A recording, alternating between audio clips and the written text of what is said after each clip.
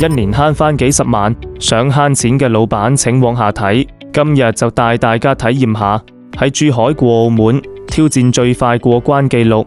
對面就係澳門，喺星匯往前邊行1分鐘就到專用口岸啦。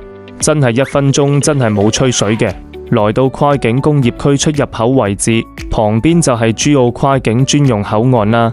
澳門單牌車都唔使預約嘅，仲有出境入口同樣唔使排隊。過完關啦，你睇過條橋就到澳門啦。喺星匯中心行路過來跨境專用口岸，1分鐘都唔使，再行50米過橋就到澳門青州關口。澳門離星匯其實100米都唔到，5分鐘覆蓋成個珠澳核心區。嗰度係澳門入境珠海，呢邊就係珠海過澳門，雙向都係1分鐘搞掂，行車行人都可以，真係超方便。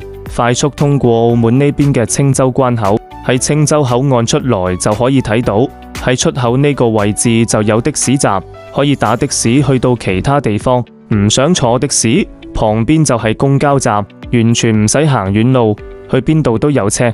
跨境辦公係咪超方便？想了解嘅老闆關注我啦。